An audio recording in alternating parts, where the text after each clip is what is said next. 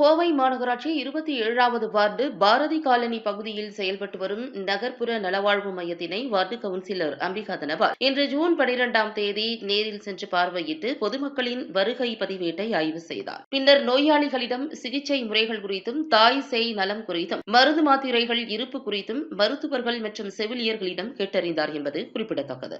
கோவை மாநகராட்சி 27வது வார்டு பீளமேடு கோபால் நகர் பகுதியில் டிபிசி பணியாளர் மூலம் டெங்கு கொசு ஒழிப்பு பணி இன்று ஜூன் 12ஆம் தேதி நடைபெற்றது. அதன்படி கொசு புழுக்கள் கண்டறியப்பட்டு அகற்றப்பட்டு பிளீச்சிங் பவுடர் போடப்பட்டது. தொடர்ந்து தண்ணீர் தொட்டிக்கு அபேட் மருந்து ஊற்றப்பட்டது. இந்த பணிகளை வார்டு கவுன்சிலர் அம்பிகா தனபால் இன்று நேரில் சென்று பார்வையிட்டு ஆய்வு செய்தார். கோவை மாநகராட்சி 27வது வார்டு பீளமேடு ரங்கம்மாள் கோவில் வீதி, ஆவாரம்பாளையம் பிரதான சாலை, ஆசை பேக்கரி முன்புறம் பகுதியில் தினசரி குப்பை வாங்கும் ஆட்டோ மற்றும் தள்ளுவண்டி சரியாக வருகிறதா என்று இன்று ஜூன் 12ஆம் தேதி நேரில் சென்று பார்வையிட்டு ஆய்வு செய்தார். பின்னர் பொதுமக்களிடம் மக்கும் குப்பை, மக்காத குப்பை என குப்பைகளை பிரித்து தரும்படி கூறினார். மேலும் சின்னசாமி அவென்யூ பகுதியில் சாலையோரத்தில் உள்ள குப்பைகள் சுத்தம் செய்யப்பட்டு பிளீச்சிங் பவுடர் போடப்பட்டது. கோவை மாநகராட்சி 27வது வார்டு பீளமேடு சாந்தி நகர் பகுதியில் தினசரி குப்பை வாங்கும் பேட்டரி ஆட்டோ சரியாக வருகிறதா என்று வார்டு கவுன்சிலர் அம்பிகா தனபால் இன்று ஜூன் 12ஆம் தேதி